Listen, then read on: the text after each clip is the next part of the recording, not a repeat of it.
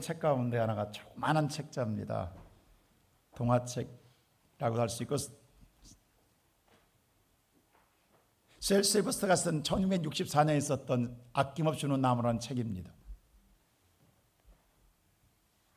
그 내용을 잠깐 소개하자면 한 소년과 사과나무 이야기입니다. 소년과 사과나무가 어릴 때 정말 재밌게 노는 거예요. 행복하게. 사과나무 오르내리면 사과를 따먹고 사과 잎으로 왕관을 만들어 쓰고, 어릴 적에 사과나무와 함께 소년을 놀았습니다.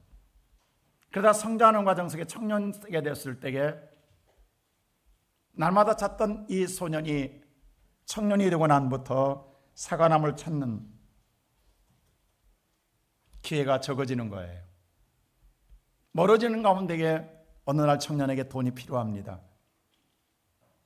그때 사과나무는 이것을 알고 자기의 사과를 마음껏 닫아 팔아 돈을 마련하게 해줍니다. 그러다가 오늘 작년이 되었어요. 이제 집이 필요합니다. 그러다 사과나무는 자기의 가지 모든 줄기를 다 잘라서 집을 짓게 해주었습니다.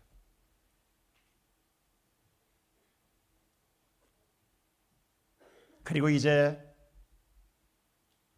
나이가 들어감으로 말미암아 무언가 더 멀리 나가서 바다 건너편에 일을 하고 싶어서 배가 필요한 거예요.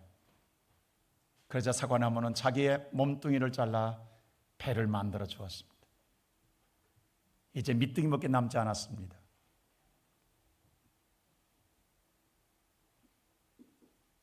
이 소년은 다시 오지 않은 줄 알았습니다. 근데 어느 날 나이가 들어 늙어서 돌아왔습니다. 근데 사과나무는 아무것도 줄 것이 없습니다. 사실 이 늙어버린 이 소년은 뭐가 필요한 것이 아니었습니다. 쉼이 필요했습니다. 그때 사과나무는 마지막 남아있던 자기의 밑둥이를 내어주며 거기에 앉아 쉬게 합니다. 이것이 아낌없이 주는 나무의 이야기의 줄거리입니다. 그때는 그것을 잊고 말았지만 어느 날부터 문득 이런 생각이 떠올랐어요. 우리에게도 사과나무가 있다. 우리에게 아낌없이 주는 사과나무가 있다. 내가 요구할 때마다 모험을 주었던 사과나무, 바로 그분이 예수 그리스도이십니다. 땀 한 방울도 피 한 방울도 자기의 몸마저도 우리를 위해 다 내어주신 하나님,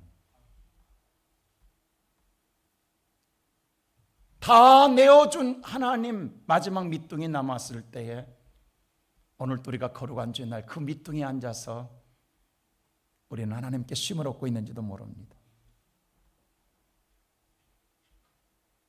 오늘 저와 여러분이 그 하나님의 사랑을 안다간다면 우리는 남은 여생 어떻게 살아가야 할까요? 오늘의 본문에 나와 있는 고린도 교회를 보면 하나님 무한한 사랑한 교회였습니다. 그래서 하나님이 아낌없이 오늘 고린도 교회는 다른 어떤 교회보다도 많은 은사를 주었습니다. 고린도 교회는 다른 어떤 교회보다도 은사가 풍성한 교회였습니다. 성도들의 은사가 강력하게 나타났고 하나님의 은혜가 강하게 임하였던 교회였습니다. 그렇다면 그 은사와 은혜로 말미암아 정말 고린도 교회는 행복한 믿음의 생활을 해야 함에도 불구하고 어느 순간 그렇지 못했습니다. 사람 냄새가 나기 시작했습니다. 서로가 서로의 높임을 받고 싶었습니다.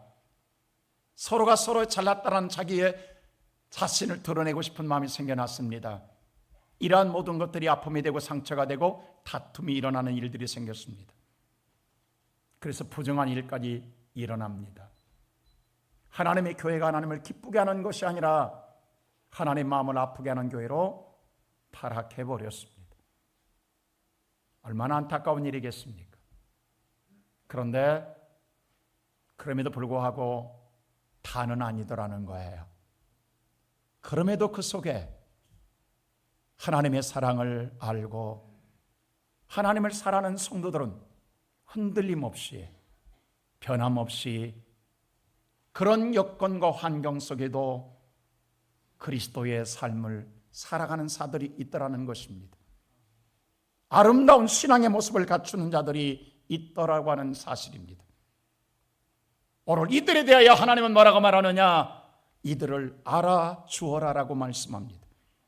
이 말은 다시 말하여서 하나님도 영원히 잊지 않고 기억하며 하나님께서도 알아주는 것처럼 너희도 이것을 알고 있으라 라고 하는 것입니다. 그 가운데 몇 사람이 있습니다만 오늘 본문에 나와 있는 사람은 세 사람이 있습니다. 그 가운데 한 사람이 바로 스데바나요, 부두나도요, 아가이고입니다. 오늘 이들의 신앙은 어떤 신앙이었을까요? 첫째로 말씀 보면 그들은 성도들을 섬기기로 작정한 사람들이었습니다. 자, 우리 읽었던 말씀 다시 한번 15절 말씀 함께 읽어보겠습니다. 다 같이 함께 합니다. 시작. 형제들아, 스데바나의 집은 곧 아가야의 첫 열매요 또 성도 섬기기로 작정한 줄을 너희가 아는지라. 사실 스데바나는 아가야에서 처음으로 오늘 고린도서 1장 10절을 보면은 세례를 받았던 사람입니다. 그런데 그가 세례를 받고 믿음의 생활하면서 있어 그는 어떤 마음이 있느냐? 성도 섬기기로 작정해 버렸더라는 거예요. 여러분, 누가 섬김을 받고 싶지 섬기고 싶은 사람이 어디가 있겠어요? 대접을 받고 싶지 대접만 하고 싶은 사람이 어디가 있겠습니까?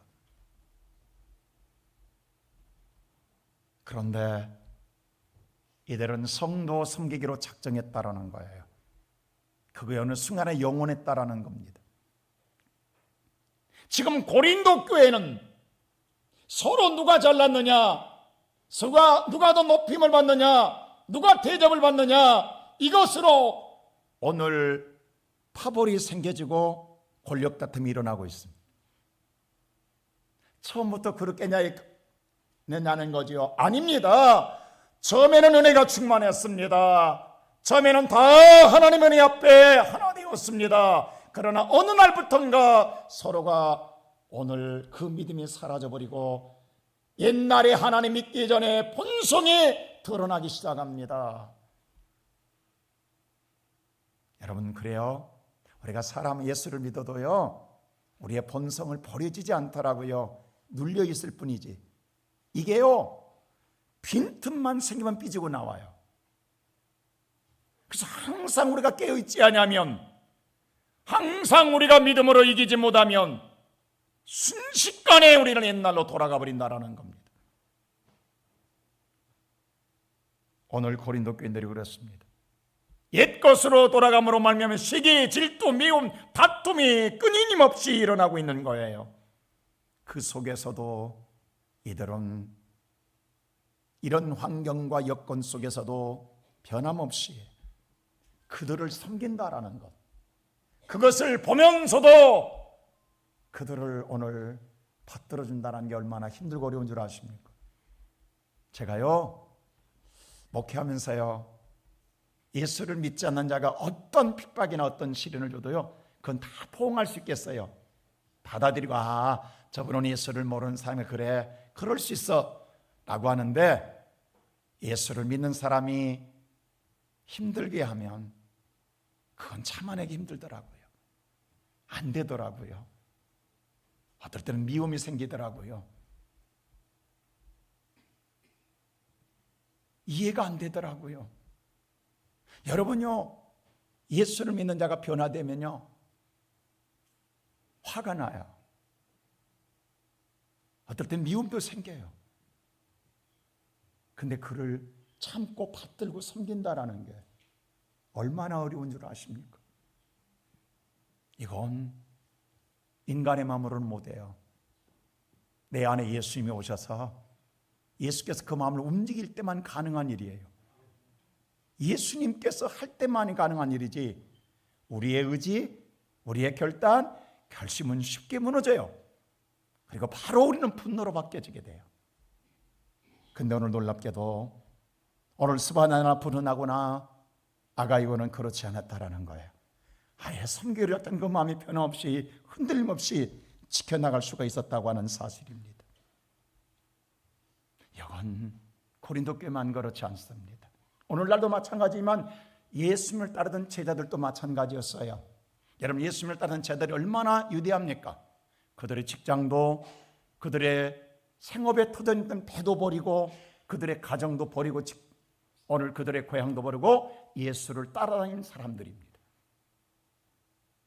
정말로 남들보다 더 특출한 믿음의 사람인 것만은 분명합니다.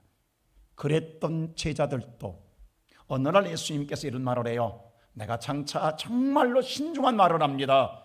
멀지 않아 불의한 재판을 받고 십자가의 죽음을 당할 것이며 3일 만에 부활할 이야기를 중요한 말을 합니다. 이 중대한 말을 하는데 불구하고 제자들은 엄숙하게 말을 듣는 것이 아니라 그 말을 듣고 있을 때 아무 관심 없던 제자들, 그 가운데 세베대의 두 아들 야고보와 요한은 이런 말을 합니다. 주님, 우리가 마음속에 원하는 소원이 있는데 그 소원을 말하면 들어주실랍니까? 라고 물어요. 그런데 예수님께서 뭐라고 말하냐면, 그래, 내가 너에게 무엇을 해주기를 원하느냐? 라고 물어봅니다. 그러자 그 말이 떨어지기가 무섭게 오늘 요한과 야고보는 이렇게 말합니다. 자, 마가복음 10장 37절에 뭐라 하는가 보세요. 우리 한번 다 같이 읽어볼까요? 마가복음 10장 37절 시작. 여짜오되 주의 영광 중에서 우리를 하나는 주의 우편에 하나는 좌편에 앉게 하여 주옵소서. 주님, 언제가는 주님께서 오늘 죽는 건 생각도 하지 않아요. 이스라엘의 왕이 되고 영광의 자리에 이르거든 우리 형제 야고보와 요한을 우와 좌에 앉혀주시옵소서 라고 자리 싸움하고 있는 거예요. 정말 얼마나 세속적인 이야기냐고요. 지금 그럴 자리입니까?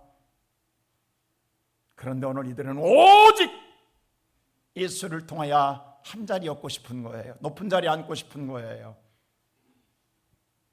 여러분, 예수님의 제자가 12명입니다. 12명 가운데 2명이 이렇게 말할 때에 10명은 어떤 생각이 들겠어요? 여러분 같으면 어떤 생각이 들겠어요? 오늘 그들의 반응이 나타납니다. 42절 어떻게 나타나가 보세요. 우리 한번 다 같이 한번 볼까요? 오늘 본 말씀 41절 시작. 열 제자가 듣고 야고보와 요한에 대하여 화를 12제가 듣고 나는 화가 나서 참지 못하고 분노했어요. 그래, 너희들만 그 높은 자리에 오를 거냐? 라고 10명이 우리는 하고 서로 자리 싸움하는 일이 일어나게 됩니다. 은혜 높던 자리가 갑자기 자리 싸움으로 바뀌어져 버렸습니다. 여러분, 이렇게 바뀌는 건 순식간이에요. 우리가 신앙생활하지만 오늘날도 마찬가지입니다. 전혀 그런 마음이 없었는데 누군가가 그렇게 높아질 나갈 때 순간 우리도 마음속에 분노함이 생겨서 이런 일이 벌어지게 됩니다. 그때 예수님 이 모습을 보고 뭐라고 말한 줄 아세요? 42절 이렇게 말합니다. 다 같이 볼까요? 시작. 예수께서 불러다가 이르시되 이방인의 집권자들이 그들을 임의로 주관하고 그 고관들이 그들에게 권세를 부리는 줄을 너희가 알거니와. 예수님 뭐라고 하냐면 그런 자리 싸움은 저 썩어질 정치인들이 하는 거야. 저 더러운 정치인들, 세상의 권력자들이 하는 일이야. 예수님이 이렇게 말하는 거예요. 제가 너무 강했나요? 근데 오늘 예수님이 지금 그런 마음이에요. 지금 세상에 오늘 권력자나 고관들이 나 자리 싸움하고 추한 꼴 보이고 있는 거야. 근데 너희들은 그러면 안 돼. 그럼 43절 이렇게 말합니다. 다 같이 볼까요? 43절 시작. 너희 중에는 그렇지 않을지니 너희 중에 누구든지 크고자 하는 자는 너희를 섬기는 자가 되고. 너희들은 달라야 되지 않나? 너희들은 그렇게 하면 되는 거 아니냐? 너희들도 높아지고 싶느냐? 높아지거들랑 섬기는 자가 되라고 이야기합니다. 그걸로 끝나지 않아요. 주님은 다시 강조합니다. 44절 다시 한번 당부합니다. 시작. 너희 중에 누구든지 으뜸이 되고자 하는 자는 모든 사람의 종이 되어야 하리라. 으뜸이 되고자 하느냐? 종이 되어라. 이게 주님의 명령이에요. 다시 강조하고 다시 강조합니다. 그래서 예수님이 내가 온 목적을 이야기해요. 예수님이 이 땅에 오신 목적을 이야기해요. 내가 왜 온 줄 아느냐? 라고 45절이 이렇게 말합니다. 시작. 인자가 온 것은 섬김을 받으려 함이 아니라 도리어 섬기려 하고 자기 목숨을 많은 사람의 대속물로 주려 함이니라. 내가 이 땅에 온 건 너희들에게 섬김 받으려고 내가 오는 줄 아니다. 나는 너희들을 섬기러 온 거야. 마지막까지 내가 내 목숨을 다 내놓고 너희들의 대속물을 주려 하려 내가 이 땅에 왔다라는 걸 말씀합니다. 그리고 예수님은 조용하게 대야의 물을 갖다가 또 와서 허리에 수건을 동이고 제자들의 발을 스승이 씻겨 주십니다.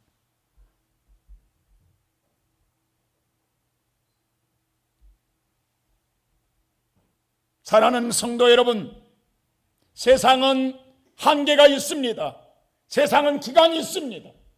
여기까지입니다. 여기까지만 하면 됩니다. 근데 오늘 이 말씀을 잘 보세요. 하나님을 섬기는 일은 어디까지가 아닙니다. 죽을 때까지입니다. 이것이 섬김입니다. 세상은 기한이 있고 한계가 있어요. 우리가 성도들이 신앙을 착각해요. 여러분들이 헌신하고 봉사하고 섬기는 것이 내가 믿음으로 했다라고 하는 건 아닙니다. 여러분요, 많은 사람들이 자기 기분에 따라 감정에 따라 하면서도 믿음으로 한 줄 알아요. 여러분요, 우리가 세상에 안 믿는 사람도요, 자기의 감정에 오늘 충만하면, 기분이 좋으면 여러분보다 더 헌신하고요, 더 잘하고요, 더 열심히 해요. 세상 사람도. 근데 믿음은요, 감정, 기분, 여건 관계없어요. 한 번 부름 받으면 죽을 때까지예요. 이게 믿음이에요. 근데 우리가 많은 신앙생활 속에서 기분 나쁘면 안 하고 내가 감정이 좋으면 하고 변덕이 죽먹듯 할 때가 많아요. 이건 믿음 없는 일입니다. 우리가 혼돈하지 말자고요. 오늘 여기 보세요. 고린도 교회는 다 쓰러질 상황이에요. 그런데 이들은 진정한 믿음의 사람은 쓰러지지 않았어요. 그리고 섬기고 있는 거예요. 이게 그리스도인인 거예요. 오늘 나를 잘 보라고요. 우리는 기분에 따라 순간 감정에 따라 오늘 행동하지 않았습니다. 주님은 그래서 오늘 요한계시록에 말하기를 죽도록 충성하라고 하는 건 어느 순간만 죽을 똥살똥하라는 게 아니라 언제까지? 죽을 때까지 충성하라는 거예요. 그 끝자락에서 내가 충성하는 끝자락에서 주님을 만나야 될 줄로 믿습니다. 이게 믿음의 사람이에요. 나는 어떤 사람입니까?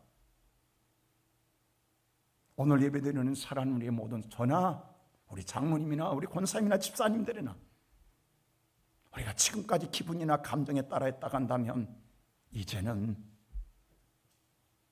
하나님이 알아주는 오늘 여기 나와 있는 스데바나나 부드나노나 아가이오처럼 하나님은 주의 성도를 섬기기로 아예 작정해버렸다. 죽을 때까지 나는 한다.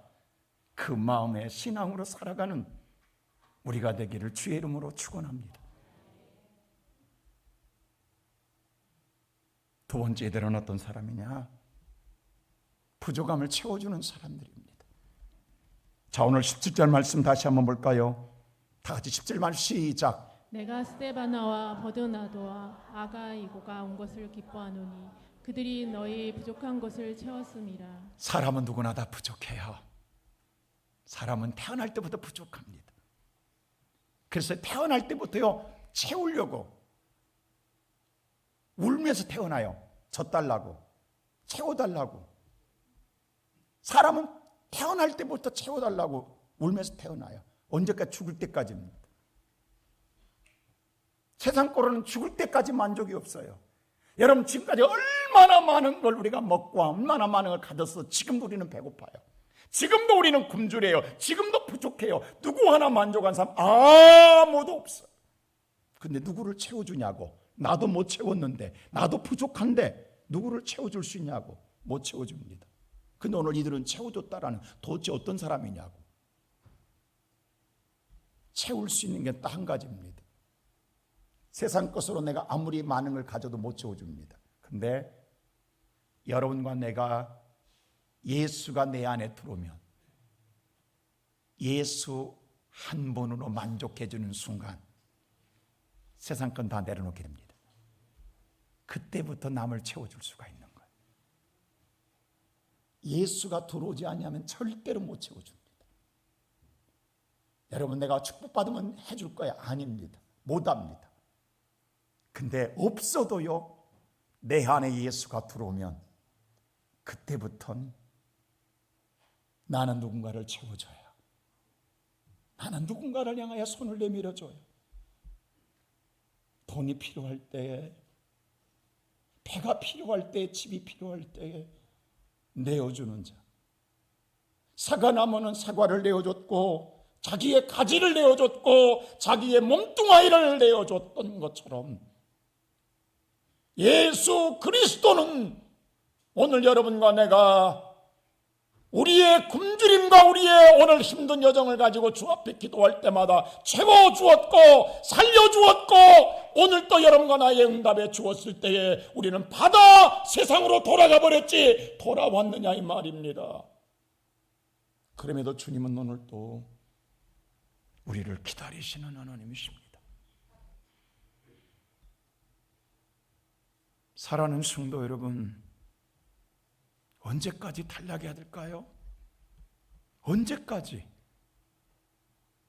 언제까지 탈락만 하고 있을 거냐고. 이란 우리에게 주님께서는, 하나님은 성경을 또 이렇게 말씀합니다. 우리 사도행전 20장 35절 말씀 읽어볼까요? 다 같이 시작. 범사에 여러분에게 모본을 보여준 바와 같이 수고하여 약한 사람들을 돕고 또 주 예수께서 친히 말씀하신 바 주는 것이 받는 것보다 복이 있다 하심을 기억하여 할지니라. 범사에 사람들을 돕고 주는 것이 받는 것보다 복이 있다라는 걸 기억하라고 주님이 말합니다. 하나님께서 이걸 잊지 말고 받는 자가 복이 아니라 주는 자가 복이 있다라고 말씀하고 있습니다. 제가 읽었던 걸 여러분도 한번 읽었을 줄 압니다. 오래전인데 제 마음속에 여운으로 항상 남아있는 열 있어요. 그 내용이 뭐냐면 이런 거였어요. 한 소년이 어릴 적에 일찍이 어머니를 잃었어요. 아버지와 함께 두 사람이 살아요. 근데 아버지가 변변한 직장이 없어요. 그래서 일용직 노동자로 건건히 하루 벌어서 하루 먹고 사는 거예요. 그러니까 오늘 아버지가 새벽 시장에 나가서 일용직으로 오늘 팔려가면 저녁 늦게 돌아오는 거예요. 그것으로 하루 먹고 살아가요. 아버지와 이 아들이. 그래서 비가 오나 눈이 오나 몸이 아파도 쉴 수가 없어요. 하루 벌어서 하루 먹고 살아가기 때문입니다. 힘들어도 나가야 돼요. 아들 학교를 보내고 교복을 사입히고 신발과 용돈을 주고 먹여야 되기 때문입니다. 새벽에 나는 아버지를 보지 못하고 늦게 들어온 아버지를 보지 못한 아들은 어느 날 우연히 아버지의 신었던 구두를 보게 됩니다.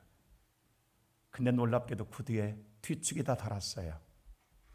뒤축만 다른 게 아니라 구두의 앞창이 조그마한 구멍까지 나 있는 거예요.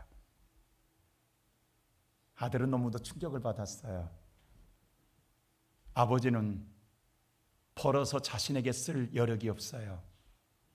자신을 위해 쓰는 돈이 없어요. 그날 또 구멍난 구두, 뒤축 없는 구두를 신고 새벽 시장에 나는 아버지의 모습을 보았어요. 아들은 이 아버지에게 이런 말을 합니다. 아버지 힘드시죠? 라고 물을 때에 아버지는 딱 한마디 합니다. 내 아들이 잘 되니까 기뻐. 그 한마디였습니다. 내 아들이 잘 되니까 기뻐. 그 이상의 말이 없었습니다. 아들은 어떻게든 자기 힘으로 아버지의 신발을 사주고 싶었습니다. 그때부터 아들은 군것질을 금했습니다. 그리고 학교 가는 버스를 타고 뛰어갑니다. 차비를 아끼기 위해서. 그것으로 모아 어느 순간 허름한 구두 한 켤을 살 수 있는 돈이 되었습니다. 그리고 아들은 그날 구두를 삽니다. 좋은 구두가 아니라 허름한 구두이지만 아버지에게 새 구두를 신길 수 있다는 생각 속에 기쁜 마음으로 사가지고 오잖아요. 그리고 집에를 찾아왔을 때 다른 때와 다르게 집안 분위기가 쎄하는 느낌을 가졌습니다. 뭔가 이상하다는 느낌을 가졌습니다. 그래서 이웃집 아줌마에게 묻습니다. 그랬더니 아주머니가 이런 말을 해요.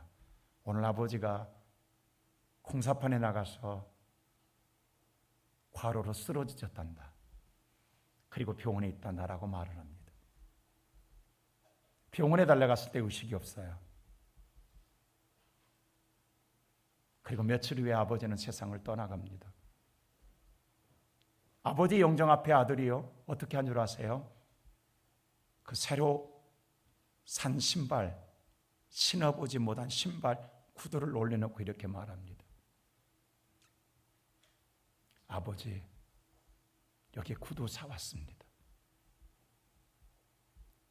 이제 편안하게 신으시죠. 저는 이 글을 잊어지지가 않아요.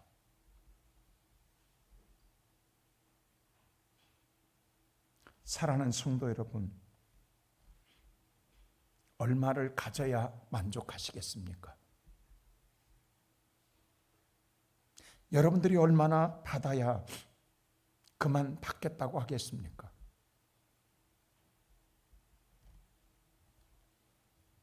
나는 언제 누군가를 줄 수 있을까요?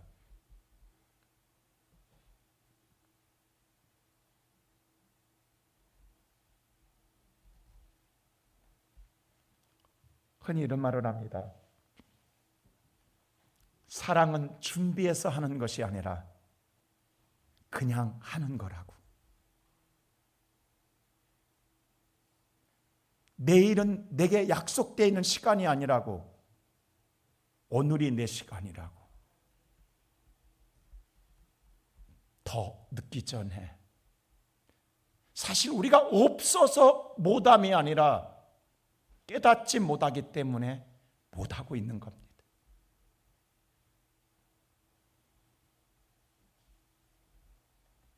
우리가 신앙생활이라는 건 처음에는 달라고 구해요.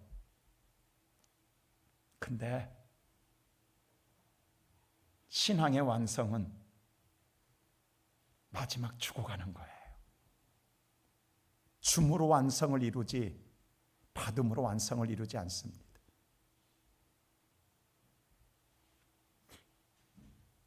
언제부턴가 제 마음속에 한 가지 소원이 생겼어요.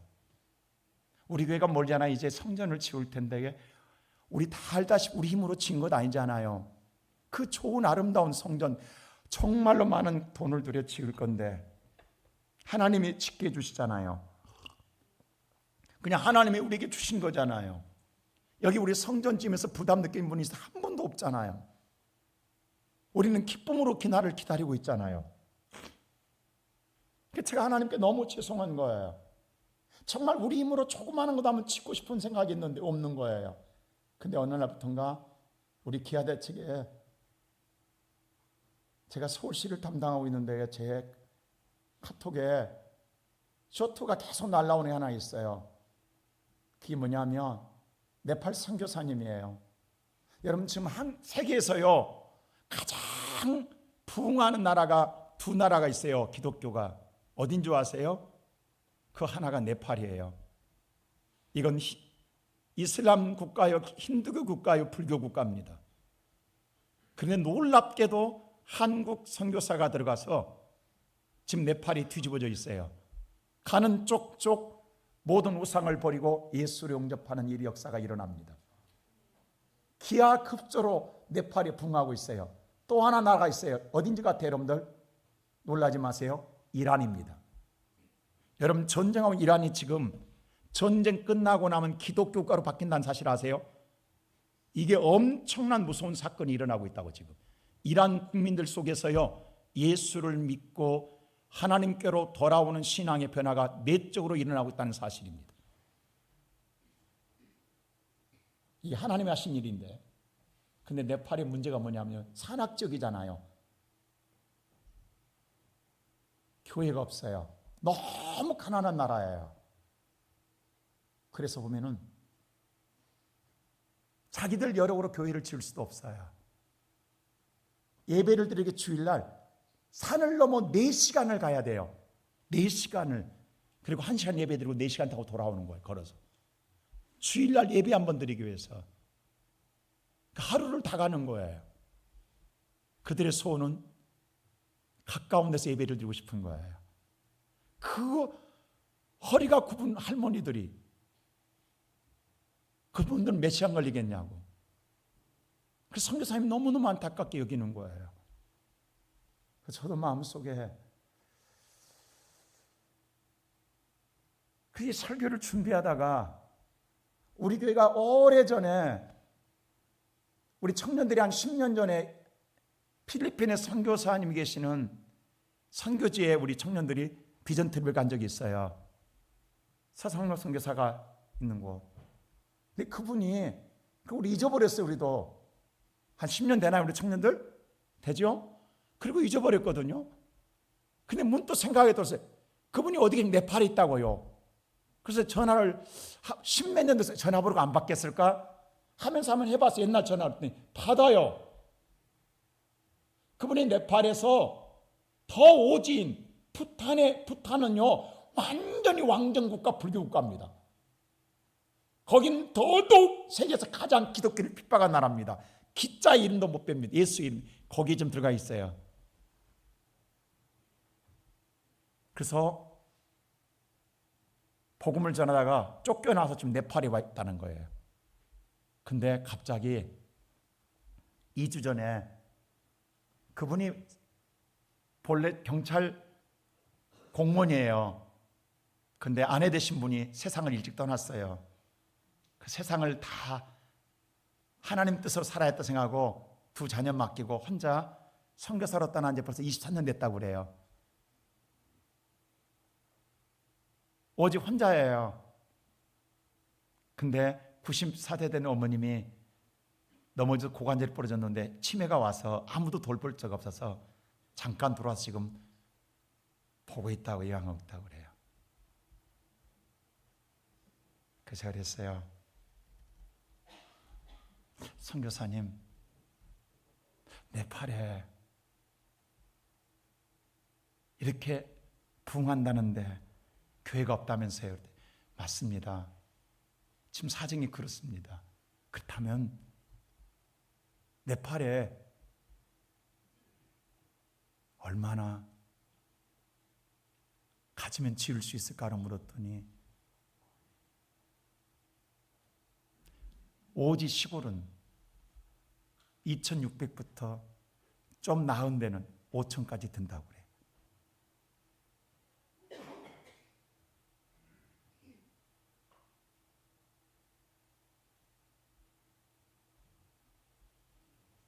(2,600만 원이면) 교회 하나를 지어요.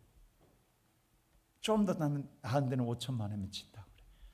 야, 100만 원 할 수 있는 성도들 힘들면 26명만 있으면 하나 지을 수 있는데 이거 안 될까? 그 전화를 끊고 문득, 근데 그냥 지금 선교사님이 혼자 홀로잖아요. 아내도 없잖아요. 근데 94세 어머니가 치매에 걸려서 요양원에 지금 이게 병원에 고관절 부러져서 요양하고 있다는데 누가 도와주겠어요? 그래서 선교사 다시 전화해서 선교사님 계좌번호 좀 불러주세요. 왜 그러냐고 해서 아니 그냥요. 그리고 보내기를 그냥 믿음대로 제 마음 닿는 대로 보냈어요. 근데 본인이 너무 크다고 생각했던 것 같아요. 놀래가지고 다시 전화 왔어요. 목사님, 혹시 잘못 보낸 줄 알아요? 제가 그래서 한마디 했어요. 하나님이 하신 일입니다.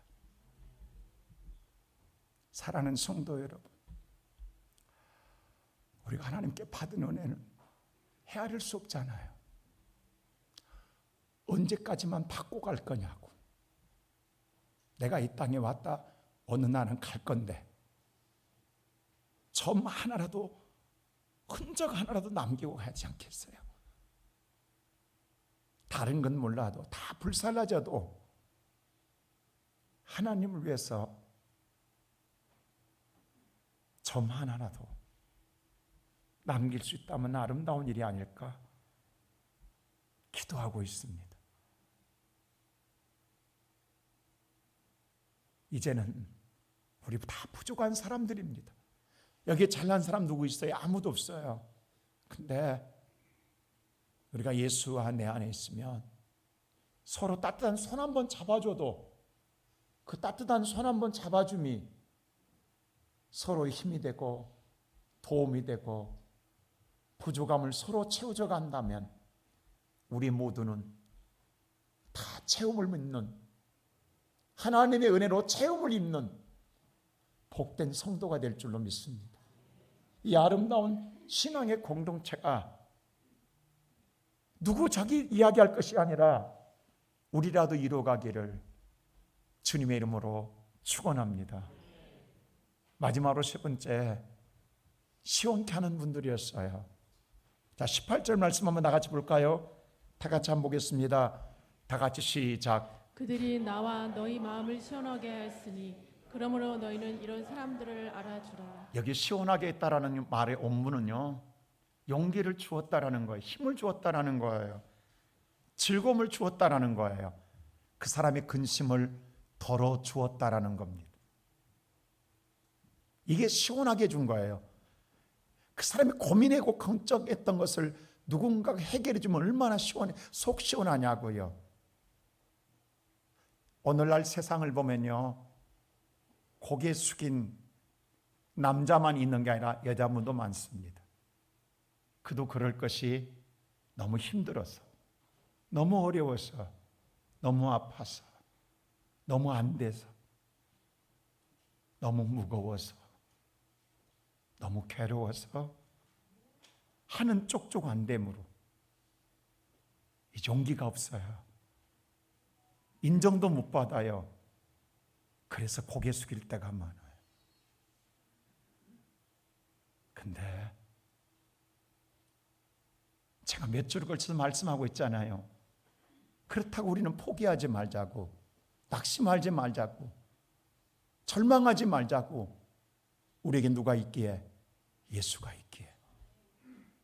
예수의 승리가 나의 승리고 예수가 죽음을 이기고 부활하심이 나의 부활이기에 우리는 결코 포기하지 않는다고. 그게 믿음의 사람 아닙니까? 그게 그리스도를 마음에 품고 사는 사람 아닙니까?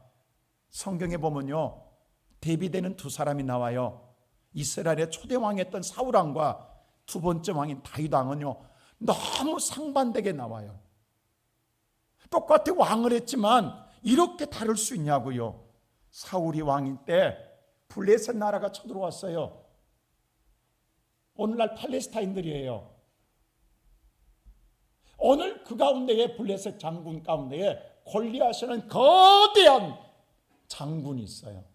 얼마나 오늘 그 키가 거대하던지, 사실 사울왕도 몸짱이거든요. 성경 보면요, 몸이 장대하다고 그랬어요. 그래서 사울왕이 남보다 머리 하나 더 있어서 그 장대함을 보고 이스라엘 초대왕이 되었거든요. 근데 사울왕은 골리앗 앞에 될 수 없을 정도로 장대합니다.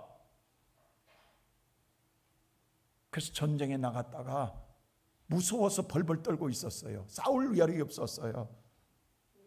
거기다가 블레셋 나라는요, 철기 문화예요. 여기는 청동 문화예요. 여러분요, 새가 강합니까? 구리가 강합니까? 구리는 철 앞에 약해요. 이 싸울 수가 없는 거예요. 이건 무딜 수밖에 없는 거예요. 그래서 모든 이스라엘 병사들과 사울 왕이 몇 날 동안 싸우지 못하고 두려움 속에 사로잡혀 벌벌 떨고 있었어요. 근데 그때에 어린 소년 다윗이 형들의 도시락을 갖다 주러 왔다가 이 전쟁의 모습을 보게 됩니다. 형들은 다 징용으로 끌려와서 전쟁터에 와 있어요. 근데 그는 너무 어려서 전쟁터에 끌려오지도 못했어요. 얼마나 어린가를 알 수 있잖아요. 이것을 보고 다윗이 뭐라고 한 줄 아세요? 사울 왕한테 당당하게 이렇게 말합니다. 그 말이 오늘 사무엘상 17장에 기록되어 있어요. 우리 다 같이 32절 한번 볼까요? 뭐라고 하는가? 다 같이 시작. 다윗이 사울에게 말하되 그로 말미암아 사람이 낙담하지 말 것이라 주의 종이 가서 저 블레셋 사람과 싸우리이다 하니. 다윗이 사울 왕한테 왕이요. 그로는 누구의 주어가? 바로 골리앗이에요. 골리앗 때문에 낙담하지 마소서. 골리앗 보고 낙담하지 마소서. 그래서 뭐라고 한 줄 아세요? 나 다윗이 나가 싸우는 게 아니라 나는 누구라고 그래요? 여기서 다릅니다. 나는 누가 함께 하신다? 하나님이 함께하는 주의 종으로 내가 싸우리라. 야, 얼마나 다윗이 멋있냐고. 어린 소녀가 뭐라고 하냐면 내가 싸울게요 이렇게 말하지 않고 당당하게 주의 종이 싸우리라고 이야기해요. 여러분, 내가 잘나고 못나고 능력 있고 없고가 중요한 게 아닙니다. 하나님이 나와 함께 하시면 되는 거예요. 다윗은 이걸 알고 있기에 주의 종이 싸우리라고 이야기해요. 그랬더니 사울은 뭐라고 하냐? 사울은 하나님을 믿는다고 하면서도 육신의 눈만 밝아요. 하나님을 못 봐요. 그래서 이렇게 말해. 그 다음 줄 보세요. 자, 벌써 30절 뭐란가? 다 같이 시작. 사울이 다윗에게 이르되 내가 가서 저 블레셋 사람과 싸울 수 없으리니 너는 소년이요 그는 어려서부터 용사이니라. 야, 어린애야, 너 지금 뭔 소리 하니? 네가 싸운다고? 너 싸울 수 없어. 너 말 같은 소리 하지 마. 미친 듯 하지 마. 너는 어린애야, 소녀야. 네가 싸울 저 골리앗의 블레셋 장수는 어릴 때부터 전쟁놀이로 철저하게 전쟁놀이로 배운 군사야, 용사야. 네가 근데 싸운다고? 지금 사울의 눈에는 하나님을 못 봐요. 앞에 있는 육신의 눈이만 밝아서 앞에 있는 여건과 환경과 상황만 보고 이야기해요. 맞습니다. 그러나 다윗은 그거 안 봐요. 누구만 봐요? 하나님만 봐요. 이 차이인 거예요. 하나님만 보는 자와 세상만 보는 자의 차이가 이렇게 돼. 세상만 보는 자는 오늘 또 벌벌 떨고 삽니다. 예수 믿어도. 세상만 보고 사는 자는 예수 믿어도 오늘 또 두려움에 사로잡혀 삽니다. 그리고 안 된다고 이야기합니다. 못한다고 이야기합니다. 죽는다고 이야기합니다. 그런데 오늘 내가 힘이 없고 아무것도 없어도 하나님을 보고 사는 자는 오늘 또 당당합니다. 당당합니다. 담대합니다. 두려워하지 않습니다. 그리고 전쟁터에 나갑니다.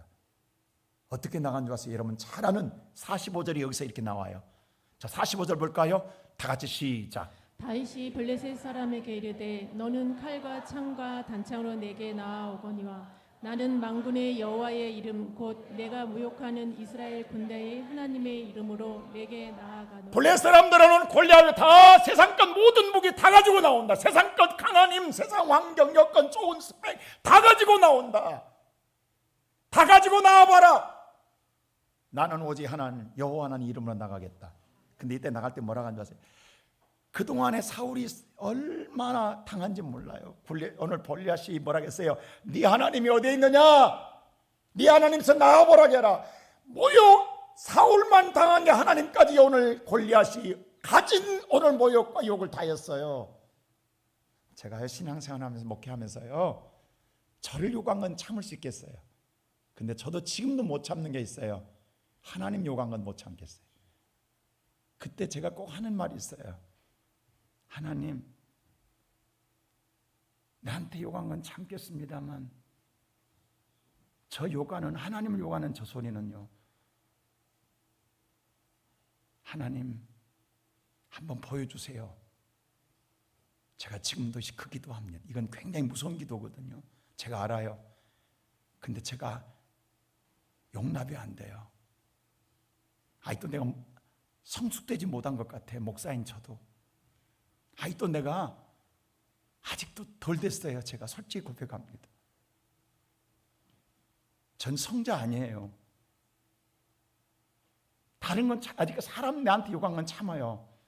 근데 하나님 욕한 건 못 참겠어요. 막 분노가 치밀어 올라요. 어쨌든 화가 나요. 다윗 지금 네가 욕하는 하나님, 그 이름으로 나가겠다. 그리고 다윗이, 나는 이 기도를 충분히 이해해요. 무서운 기도합니다. 46절 어떤 기도 앉으세요? 46절 보세요. 자, 선포합니다. 46절 그 다음 절 보세요. 시작.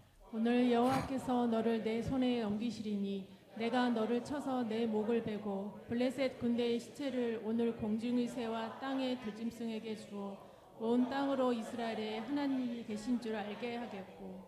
지금 어린아이거든요. 다윗이 말하냐면요, 하나님이 오늘 너를 내게 붙여줄 거야. 그러면 내가 네 목을 칠 거야. 내가 네 목을 쳐서 네 시체를 저 두 짐승들과 공중에 나는 새의 밥이 되게 할 거야. 이렇게 함으로 하나님이 계신 것, 하나님이 살아계신 걸 보여줄 거야. 할렐루야. 얼마나 무서운 기도냐고. 하나님이 살아계신 걸 보여줄 거야.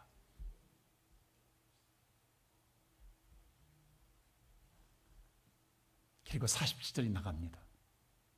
47절 보세요. 자, 그 다음 절 시작. 또 여호와의 구원하심이 칼과 창에 있지 아니함을 이 무리에게 알게 하리라. 여호와가 구원할 때 어떻게 하냐면 칼과 창으로 하지 않는다. 그것을 나를 통해서 알게 해주실 것이다. 칼로 이기는 게 아니라, 창으로 무기로 이기는 게 아니라 세상 걸로 이기지 않냐고 하나님의 방법으로 이기게 할 것을 알려줄 것이다.